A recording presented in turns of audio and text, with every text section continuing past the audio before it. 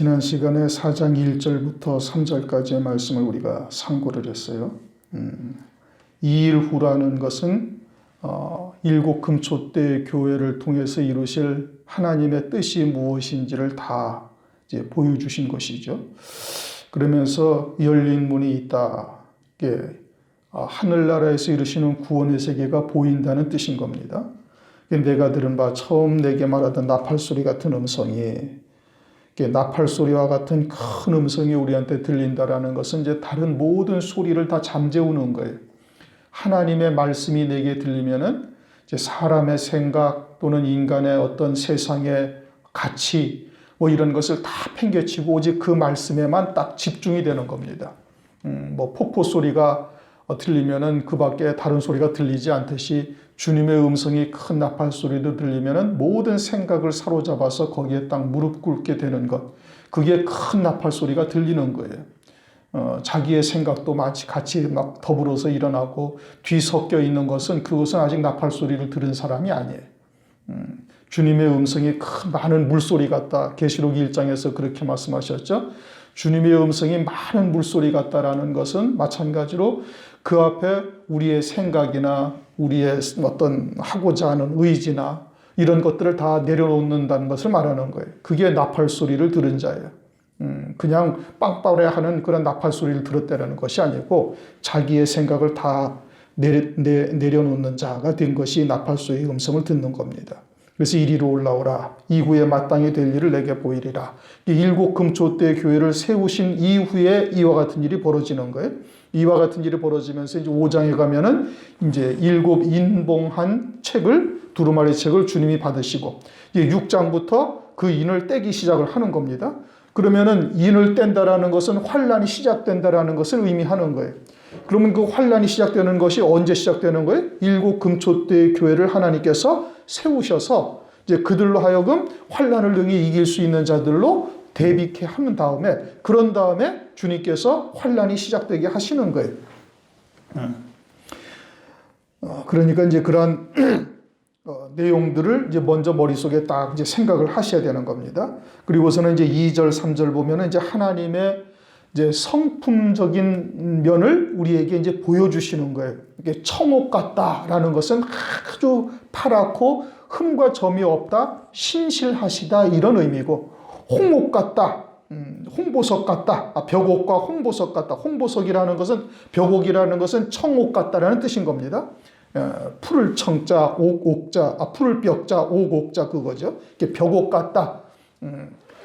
옛날에 우리 선조들이 서양 사람들이 오면 벽안을 가진 사람들이다 이렇게 얘기를 했죠, 그렇죠? 얼굴빛이 파란 빛이 난다. 이제 그래서 벽옥 같고 홍보석 같고, 홍보석이라는 것은 주님의 보혈을 나타내는 것이요 끝까지 사랑하시는 하나님의 사랑을 우리에게 나타내는 것이고, 무지개 같은 보좌가 있어 둘렀는데 그 모양이 녹보석 같더라. 무지개는 하나님의 영광을 나타낸다.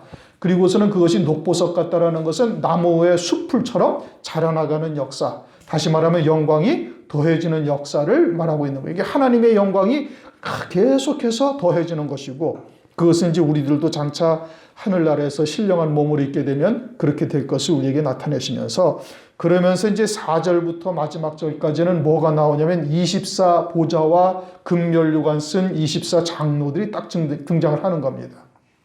자, 4장 1절을 다시 읽어보세요. 4장 1절. 이 일 후에 내가 보니 하늘에 열린 문이 있는데, 내가 들은 바 처음에 내게 말하던 나팔소리 같은 그 음성이 가로되 이리로 올라오라. 이후에 마땅히 될 일을 내가 네게 보이리라. 자, 지금 우리가 이제 요한계시록을 보면서 그 단어나 또는 어떤 행위나 이런 것의 세세한 의미는 다 모른다 할지라도 큰 틀을 먼저 딱 깨달아야 되는 거예요. 요한계시록의 큰 틀이 먼저 딱 잡혀져 있어야 전체가 흔들리지 아니하고 그 안에 있는 이제 조그만 단어들 또는 이루어 가시는 하나님의 구원의 역사를 이제 알 수가 있단 말씀이죠. 그러니까 그 간간히 있는 것은 조금씩 깨닫는 것이 조금 부족하다 하더라도 크게 문제가 되지 않아요. 우선 큰 틀이 무엇인지를 먼저 볼 수 있어야 되는 거예요. 지금 1장에서는 제일 중요한 게 뭐예요? 주님이 다시 오신다는 얘기예요. 그렇죠? 1장에서는 요한계시록 1장에서는 너희가 구름을 타고 본 그 하나님께서 주님께서 그대로 다시 오신다는 거예요. 요점은 딱 그거예요.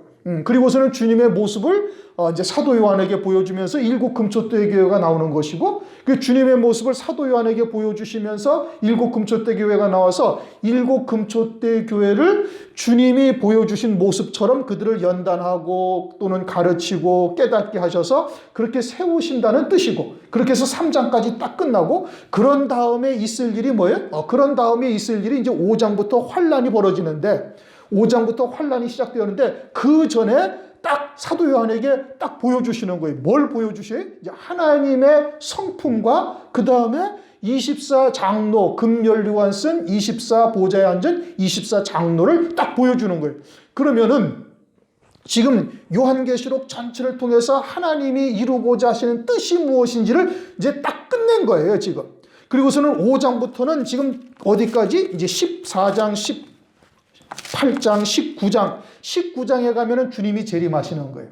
그 안에 이제 일곱 인이 떨어지고, 그 다음에 나팔이 있고, 또 진노의 대접이 있고, 이제 그와 같은 가정 속에서 이제 뭐 음녀가 누구냐, 또는 두 증인이 누구냐, 기타 등등 여러 가지의 일들을 말씀하시는 것이고, 큰 틀에서 지금 주님께서 1장에서는 뭐다? 주님의 재림을 말씀하시고, 2장, 3장에서는 이 금초대 교회를 주님께서 세우실 것이고, 금초대 교회를 세우신 다음에 환란이 이르는 거예요. 언제부터? 5장부터. 2년이 뗀단 말이에요. 지금은 환란이 있어요, 없어요? 아직 없어요. 아직 4장까지는. 그러면서 4장에서 하나님의 모습과 24장로 금멸류관 쓴 자들을 딱 보여주시는 거예요.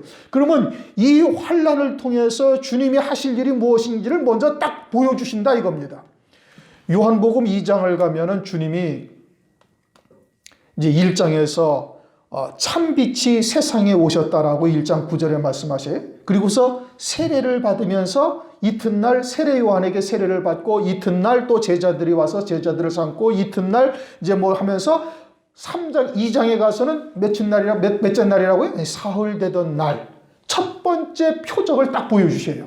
그것은 뭘 의미하냐면 주님께서 그 빛으로 계속 우리들에게 비춰주셨는데 하나님의 백성들이 깨닫지를 못하고 땅이 혼돈하고 공허하고 흑암의 깊음 위에 있어요.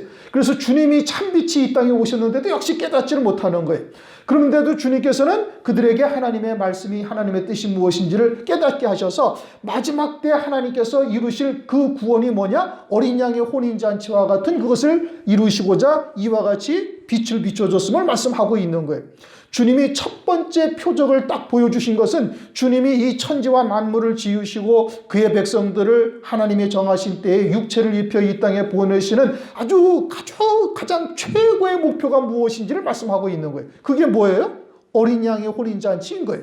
거기에 참여하는 자 되게 하는 것이 하나님의 자녀들을 이 땅에 보내시고 천지 만물을 지으셔서 하나님의 자녀들을 보내시는 하나님의 뜻이다 이겁니다. 그러면은 이제 요한계시록에 와가지고 요한계시록이 1장의 주제가 뭐예요? 주님이 재림하신다는 거예요. 2장, 3장 일곱 금초대 교회를 하나님께서 이제 세우시는 거예요. 이제 책망하시고 또는 가르치시고 교훈하셔가지고 세우시고, 그리고서 4장에 딱 보여주시는 게 뭐예요? 24장로예요. 그래서 이 일 후에 어떤 일 후에 일곱 금초대 교회를 세우시고, 그리고서는 이제 5장부터는 인을 떼심으로, 6장부터 인을 떼심으로 환란이 시작되어지고 19장에 가서는 다 끝나고 주님이 재림을 하신단 말이에요. 그러면 이와 같은 환란의 과정을 통해서 주님이 이루실 뜻이 무엇이냐? 24장로 금면류관 쓴 흰옷을 입고 금면류관을 쓴 24장로들을 세우시는 것이, 이것이 하나님의 가장 본질적인 뜻이다 이겁니다.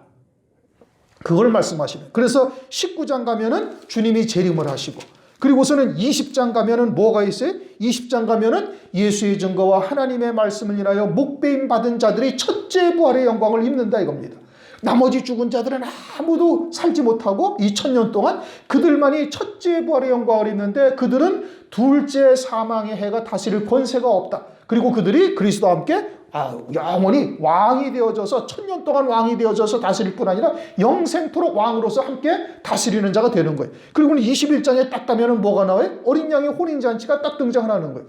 그럼 누가 어린 양의 혼인잔치에 등장을 하는 거예요? 그 예수의 증거와 하나님의 말씀을 인하여 목배임 받은 자들, 순교한 자들이 첫째 부활의 영광을 입고 그들이 희고 깨끗한 세마포를 입고 어린 양의 혼인잔치에 참여를 하고 그리고서는 그 어린 양의 혼인잔치에 참여하는 그들의 영광이 어떠한지 21장에 쭉 보여주시고 그리고서는 20장에 하면은 하나님 나라에서 생명수 강가에서 그들의 영광이 날마다 열매를 맺어 더해진다. 이걸 말씀하는 거예요. 이게 요한계시록의 전체적인 큰 틀이에요.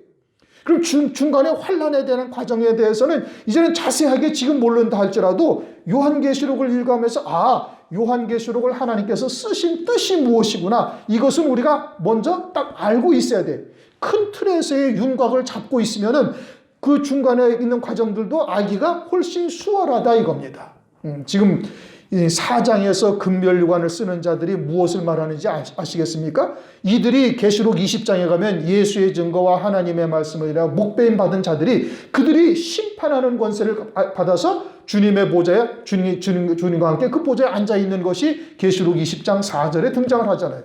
그러니까 결국은 이 24장로 금멸류관 쓴 24장로들을 환난 가운데 세우시는 것이 하나님의 본질적인 뜻인 거예요. 그리고 그것이 어린 양의 아내들이요. 그들이 이 주님께서 이 천지와 만물을 지으시고 하나님의 자녀들을 그 생명으로 낳으셔서 하나님이 정하신 때에 이 땅에 보내신 아주 가장 본질적인 하나님의 기쁘신 뜻이다. 이 뜻인 겁니다.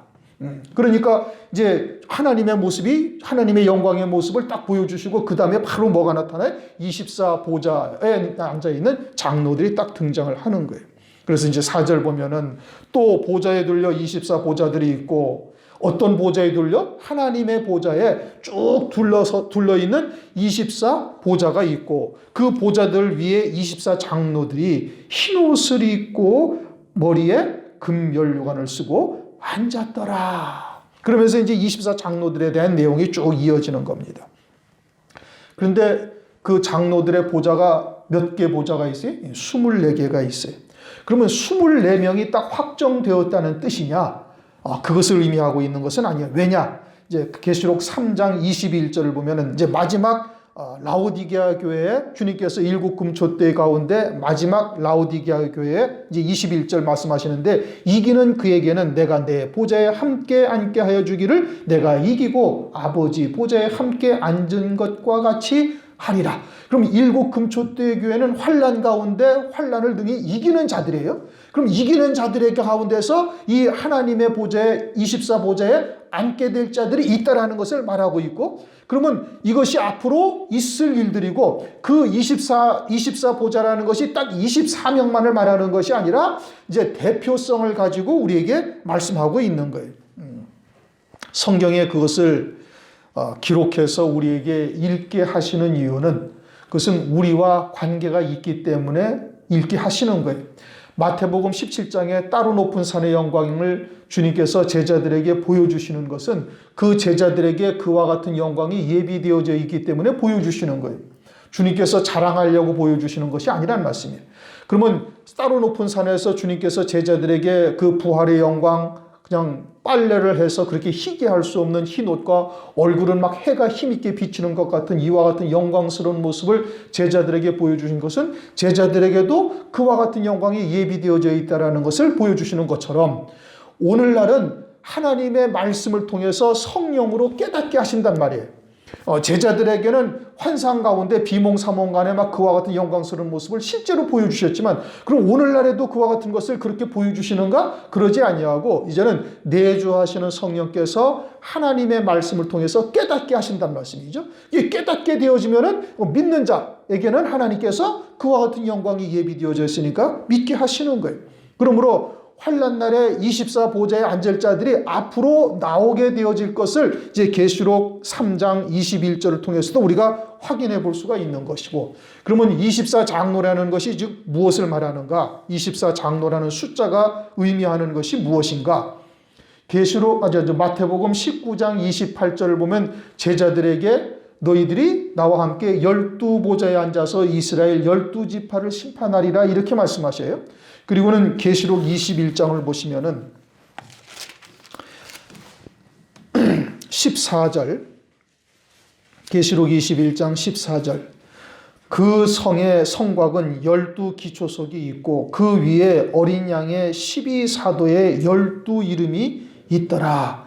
지금 계시록 21장은 어린 양의 안에 새 예루살렘 성을 말씀하시는데 새 예루살렘 성에 12기초석이 있고 12기초석에는 12제자의 이름이 기록되어져 있다. 다시 말하면 새 예루살렘 성의 영광을 누리게 되어질 자들은 12제자가 주님의 뒤를 쫓아 그대로 주의 길을 갔던 것처럼 그와 같은 신앙을 가진 자들에게 새 예루살렘 성의 영광이 허락되어진다 이 뜻인 겁니다.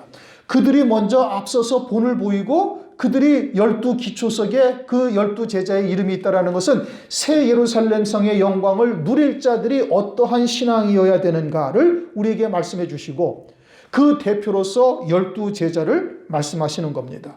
신약교회, 스데반 집수 이후 신약교회는 이와 같은 12제자의 신앙을 이어받아 그 길을 그대로 가는 자들이 그 영광을 누리게 될 것을 말씀하는 것이고 그러면 나머지 12는 뭐냐? 그것은 구약교회의 12아들, 12지파를 말하는 거예요.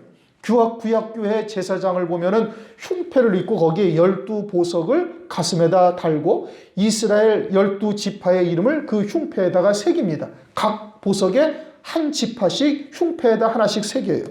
출애굽기 39장 14절 이 보석들은 이스라엘 아들들의 이름 곧 그들의 이름대로 12이라 인을 새긴같이 그 12지파의 각 이름을 새겼으며 제사장의 복장의 흉패에다가 12보석에다가 12지파의 이름을 새기셨다. 그것은 구약의 12교회를 의미하고 있고 신약교회의 12사도에 의해서 신약교회가 세워진 것처럼 구약교회는 야곱의 12아들을 통해서 세워진 것이고 구약의 첫 순교자인 아벨과 같은 그와 같은 믿음에 있는 자들이 또 이와 같이 구약교회를 통해서 24보좌 가운데 12보좌에 앉게 되어질 것을 말씀을 하고 있는 겁니다. 그 신앙에 이른 사람들을 일일이 다 기록할 수가 없으니까 신약교회에서는 12제자의 이름을 대표로 거기다 기록을 하셨고 구약교회에서는 12지파의 이름을 제사장의 흉패에다가 기록하심으로 그와 같은 신앙을 가진 자들이 그 영광의 자리에 앉게 될 것을 말씀하고 있는 거예요. 그래서 구약의 12지파, 신약의 12제자 합해서 24보좌라고 말씀하는 것이지 딱 24명만이 그 자리에 앉는다 이것을 말하는 것이 아니다 이겁니다. 그래 그들이 어떤 옷을 입었어요? 흰 옷을 입었어요.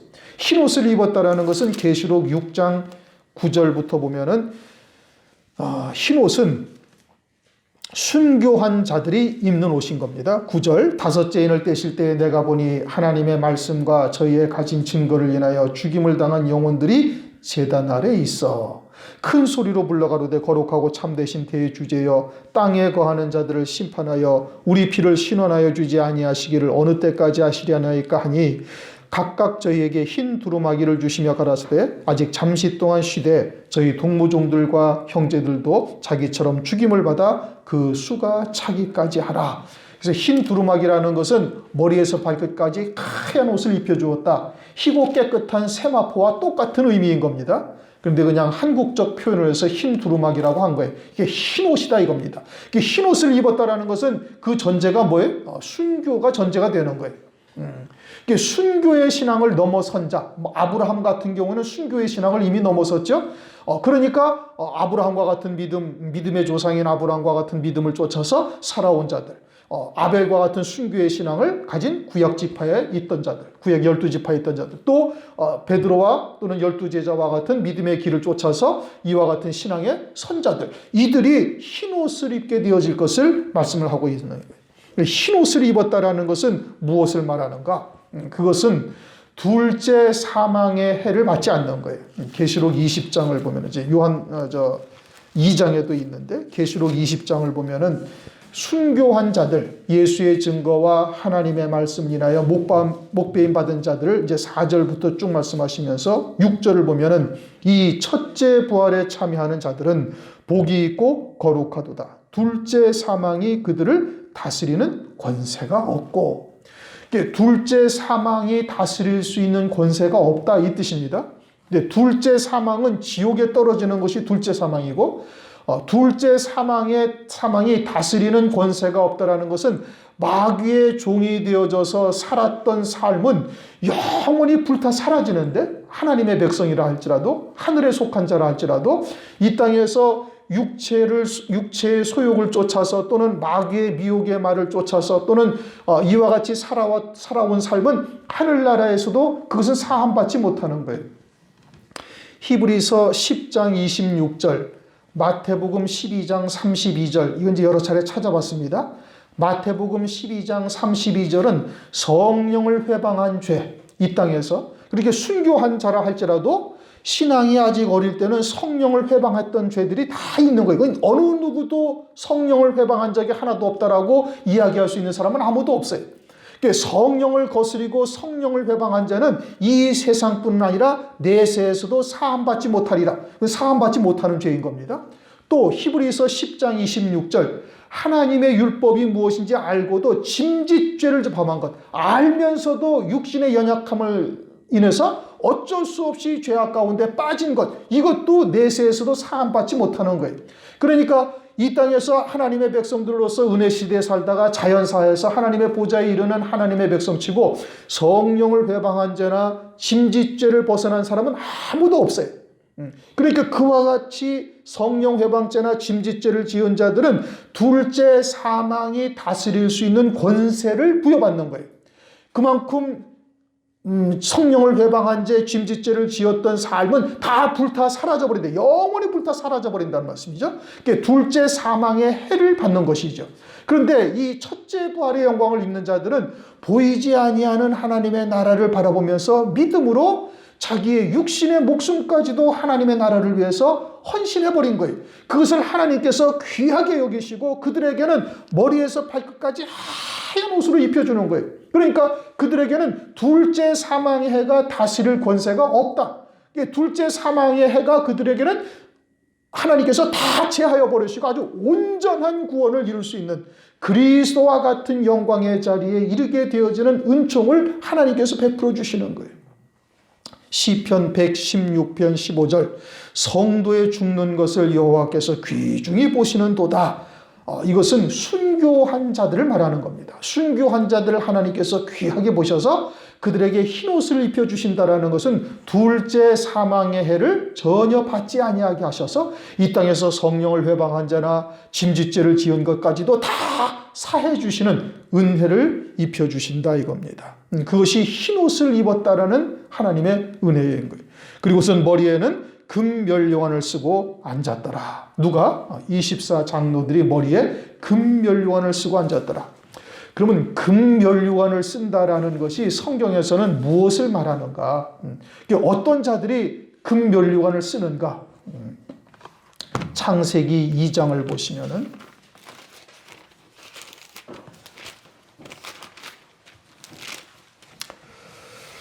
2장 10절을 보면은 에덴 동산에서 네 강이 흘러나옵니다. 에덴 동산은 하나님의 나라에 대한 비유적 설명이고 또 한편으로는 교회를 의미하기도 하고 있어요.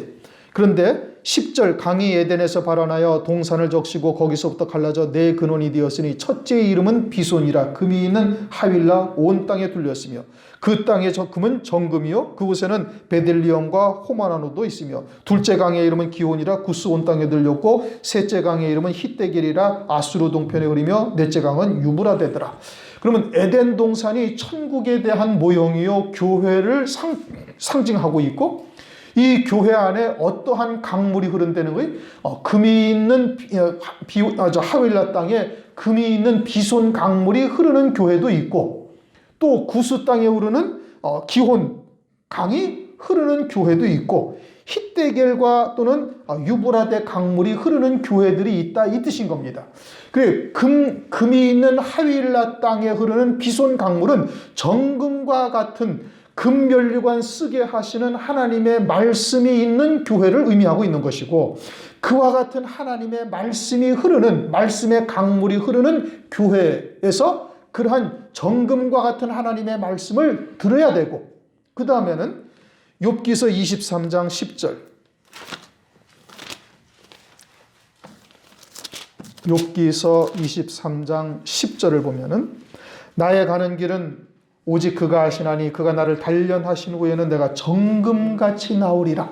그러니까 비손강물과 같은 정금과 같은 하나님의 말씀을 듣고 또 욥처럼 연단을 통해서 아주 순수한 정금과 같은 혼잡된 것이 섞이지 아니한 정금과 같은 믿음을 가져야 되고, 그리고서는 스가랴서 4장 12절 다시 그에게 물어가로되 금기름을 흘러내리는 두 금관 옆에 있는 이 감람나무 두 가지는 무슨 뜻이니까 하는 금기름이 흘러내리는 이와 같은 가지가 되는 자여야 이 금면류관을 쓰는 자의 자리에 합당한 자가 되는 겁니다.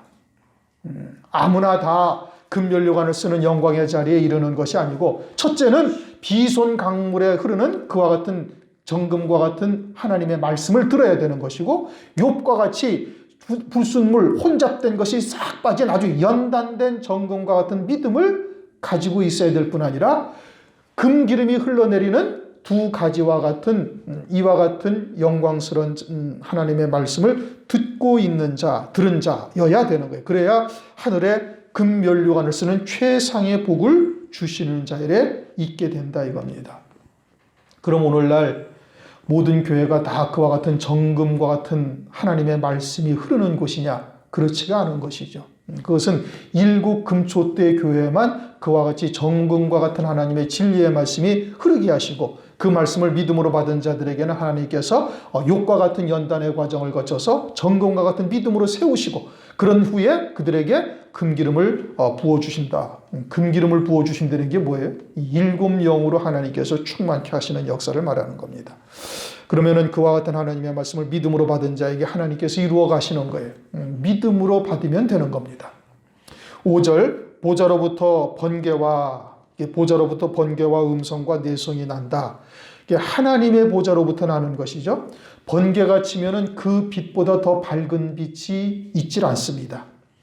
그래서 그 빛을 하나님께서 비춰주시는 거예요. 지금 그와 같이 예비된 자들에게 하나님께서 번개와 같은 아주 밝은 빛을 그들에게 비춰주신단 말이에요. 말씀의 빛을 비춰주신다는 거예요. 요한복음 1장 4절에 생명의 빛이다, 그렇게 말씀하시죠.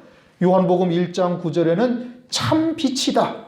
고린도후서 4장 6절을 보면은 어두운 데서 빛이 비치리라 하시던 그 하나님께서 예수 그리스도의 얼굴에 있는 하나님의 영광을 아는 빛을 우리의 마음에 비춰주셨다. 그러게 그 빛은 어떤 빛을 말하는 거예요? 일반 가시광선과 같은 이런 빛을 말하는 것이 아니라 하나님의 생명의 빛이요, 더 나아가서는 신앙이 장성한 자들에게는 하나님의 영광의 빛을 다 비춰주시는 거예요. 누가 비춰줘요? 하나님께서 비춰주는 거예요. 이 번개가 어디로부터 나와요? 보좌로부터. 하나님의 택하신 자들에게 하나님께서 그 영광의 빛을 그들에게 비춰주신다 이겁니다. 그러니까 우리의 모든 구원이 하나님의 은혜요 선물이다.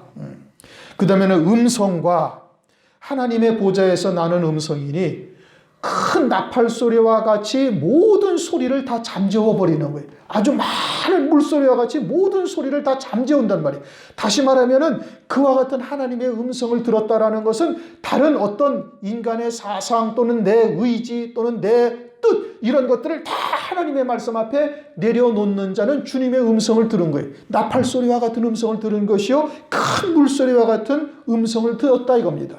그런 자들은 하나님의 말씀에 붙들린 자가 되는 거예요. 사도행전 18장 5절 사도 바울이 말씀에 붙잡혀 유대인들에게 예수는 그리스도라 증거했다 이겁니다. 말씀에 붙잡히지 아니하고는 그와 같은 길을 갈 수가 없는 거예요. 사도 바울이 예루살렘을 가면서 나는 내 심령이 메인바 되어져서, 사도행전 20장 한번 보십시다.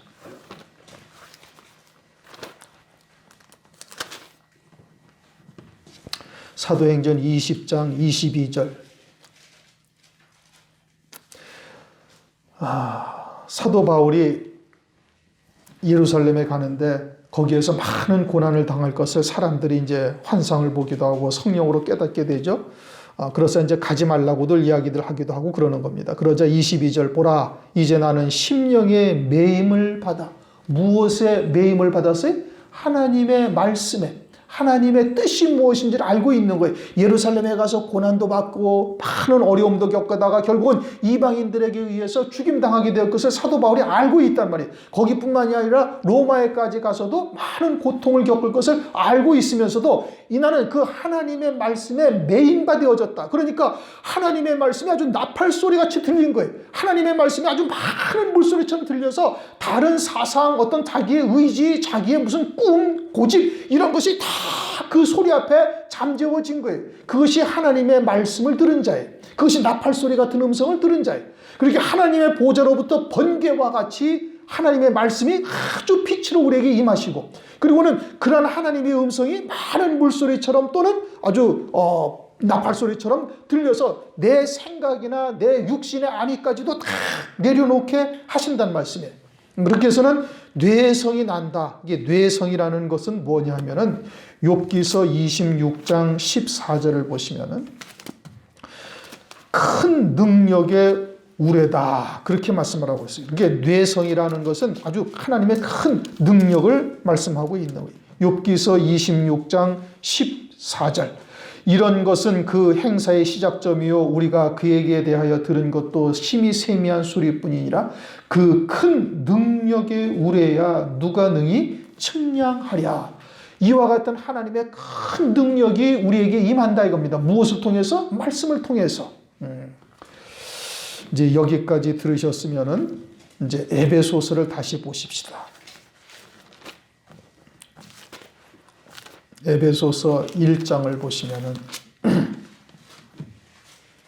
17절부터 여러 차례 우리가 읽었던 말씀이고 상고했던 말씀인 겁니다. 에베소서 1장 17절부터 다시 한번 읽습니다.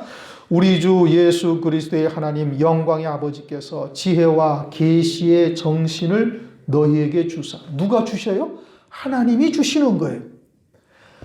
하나님을 알게 하시고, 하나님을 안다라는 것은 단순히 그냥 하나님이 우리 아버지다 이게 아니라 하나님의 기쁘신 뜻이 무엇인지 창세전부터 또 오늘날까지 앞으로 있을 하나님의 구원의 뜻이 무엇이고 주의 재림과 그 이후까지 하나님께서 기쁘신 뜻을 정하신 것이 무엇인지를 안다 이겁니다. 그리고는 너희 마음 눈을 밝히사 그의 부르심의 소망이 무엇이며 성도 안에 그 기업의 영광의 풍성이 무엇이며, 이게 마음의 눈이 밝아지면 그와 같이 하나님의 나를 위해서 예비하신 영광이 보이는 거예요. 번갯빛이 임하고 하나님께서 나를 부르신 뜻이 무엇인지 주님의 음성을 들은 거예요. 나팔소리와 같은 음성을 들은 거예요. 그 다음에 19절 그의 힘의 강력으로 역사하심을 따라 믿는 우리에게 베푸신 능력의 지극히 크심이 어떤 것을 너희로 알게 하시기를 구하노라. 하나님의 권능이 어떠한지를 알기를 바란다 이겁니다. 하나님의 권능, 하나님의 능력이 뭐냐? 죽은 자 가운데서 그리스도를 부활하게 하셔가지고 하나님 보좌 우편 영광중에 앉히시고 모든 이름 위에 뛰어난 이름을 주시고 모든 만물을 그 발 앞에 딱 무릎 꿇게 하시는 분이 누구예요? 하나님 아버지시다 이거예요. 그분이 능력으로 우리를 갖다가 하나님께서 그와 같은 영광의 자리에 이르게 하신 거예요. 어떤 누구를? 금면류관 쓴 24장로와 같은 자리에 하나님이 그와 같은 영광의 자리에 앉히셨다라는 것을 지금 보여주시는 겁니다. 지금 3절 앉으신 이의 모양이 4절 보좌에 둘려 24장로들이 24보좌들이 있고 그 보좌들 위에 24장로들이 흰 옷을 입고 머리에 금면류관을 쓰고 앉았더라. 이것을 누가 이루셨다는 거예요? 하나님께서. 누구에게? 믿는 자에게.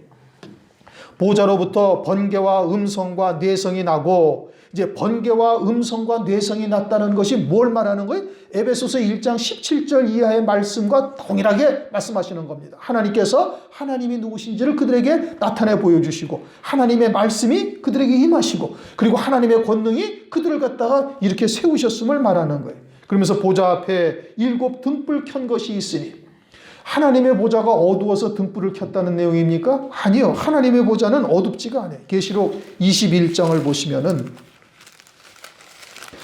계시록 21장 23절 계시록 21장에는 새 예루살렘 성, 즉 하나님의 영광이 등장을 하는데 23절을 보시면 그 성은 해나 달의 비춤이 쓸데없으니 이는 하나님의 영광이 비치고 어린 양이 그 등이 되심이라. 하나님 나라에서는 해나 달이 쓸데가 없어요. 왜? 하나님의 영광의 빛이 비치고 있기 때문에. 그러니까 지금 보좌 앞에 7등불이 켜졌다라는 것은 하나님의 나라에 7등불이 켜졌다라는 뜻이 아니라 사도 요한의 심령 속에 있는 하나님의 나라를 말하는 거예요. 거기에 7등불이 켜졌다는 거예요. 누구의 심령 속에? 하나님의 나라에? 사도 요한의 심령 속에 7등불이 켜졌다는 것은 촛불을 갖다 7개를 켜놨다는 뜻이 아니라 하나님의 나라에서 이루시는 구원의 세계가 이제는 완전히 다 보여진다, 이 뜻인 겁니다. 지금 하나님께서 왜 이 천지와 만물을 지으셨고 그리스도께서 이 땅에 왜 초림하시고 또 재림을 하시는지 그 모든 하나님의 구원의 뜻이 다 밝아졌다는 거예요. 우리로 하여금 이 영광의 자리에 이르게 하시기 위해서 하나님께서 이 모든 만물을 주관하시고 섭리하시고 권능으로 예수 그리스도를 부활케 하셔서 하나님 보좌 우편에 앉히시고 모든 만물을 그 발 아래 무릎 꿇게 할 때까지 너는 내 우편에 앉았으라 하신 하나님의 뜻이 무엇인지, 하나님의 권능이 어떠한지, 이것을 사도 요한이 비로소 온전히 깨달았다, 이 뜻인 겁니다. 우리도 그와 같은 것을 깨달았으면 7등불이 켜진 것이고, 7등불이 곧 뭐라고요? 7영이더라. 하나님의 7영이다. 성령을 요한계시록에서는 7영이라 말씀을 하시죠. 그것은 성령 하나님이 7분이 계시다는 뜻은 물론 아닙니다. 그렇죠? 성령 하나님은 한 분이시죠. 근데 7영이라는 것은 이미 이제 말씀드린 것처럼 7단계로 우리를 충만케 하셔서 마치 7눈금에 한 눈금, 두 눈금 해서 7눈금으로 온전히 충만케 하셔서 이루시는 역사다, 이 뜻이에요. 그러니까 환난 날에는 반드시 7영의 충만함을 입어야 되는 것이고, 그럼 7영으로 충만함을 입는다는 것을 무엇으로 우리가 알 수가 있는가? 그것은 성령의 시대의 최초의 순교자인 스데반 집사를 통해서 우리가 알 수가 있어요. 사도행전 6장 5절 믿음과 성령이 충만하고, 사도행전 6장 8절 은혜와 권능이 충만하고, 사도행전 6장 10절 지혜와 성령으로 말함으로 충만케 되어지고, 사도행전 7장 55절 하나님의 영광으로 충만하게 돼요.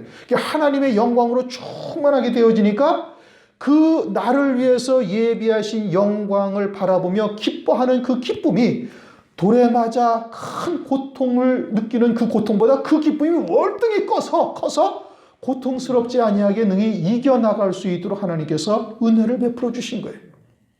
그러한 7영의 역사가 우리에게도 이제 반드시 있어야 되는 겁니다. 7등불이 켜져서 우선 하나님께서 우리를 위해서 예비하신 영광이 무엇이며 그 영광을 이루어 가시는 과정들이 어떠한지를 먼저 깨닫고 믿음으로 받은 자가 되어야 되는 것이고, 그 영광을 온전히 누리는 자가 딱 되어지면은 이와 같이 스데반 집사처럼 기꺼이 그와 같은 고통도 감당해 나갈 수가 있게 되어지는 것이고, 이제 이 7영으로 이제 금면류관을 쓴 24장로는 이제 환난 날에 사역할 두 증인과 동일한 것이고, 그들에게는 7배의 능력이 주어져요.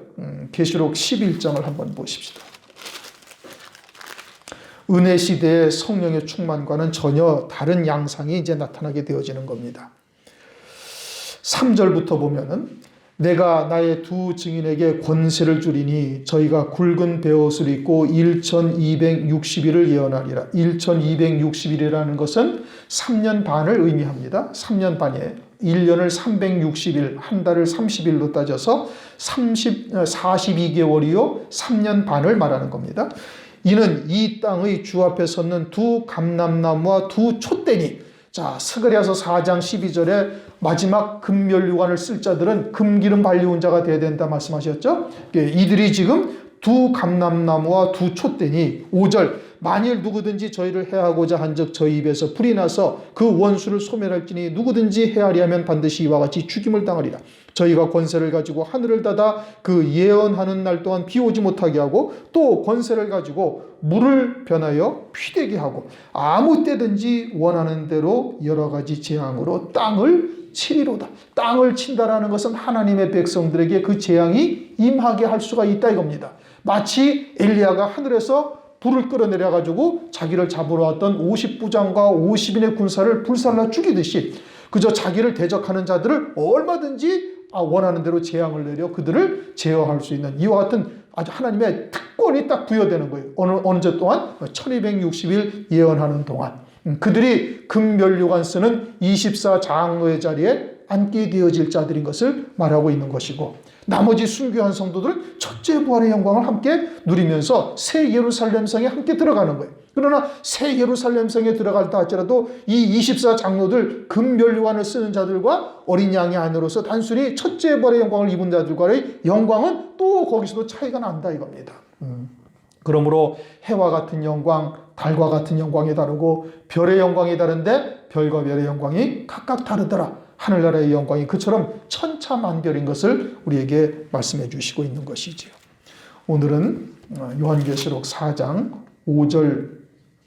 4절 5절 하나님께서 일곱 금촛대 교회를 이제 권면하시고 세우시고, 그리고 환난을 통해서 이루실 구원의 본질적인 뜻이 무엇인지를 이제 4장을 통해서 보여주시는데, 4장에 등장하는 24장로 금면류관을 쓰는 자들이 그 환난 가운데 나타나는 최고의 영광의 자리에 이르는 자들인 것을 말씀하고 있고, 이들은 12사도들과 같은 영광의 자리에 앉고 이스라엘 12지파를 통해서 온 구약의 믿음의 선진들과 같은 영광의 자리에 앉게 되는 어마어마한 영광의 자리를, 하늘나라에서의 최고의 영광의 자리에 앉게 되는 은혜를 입는 자들이 되는 겁니다.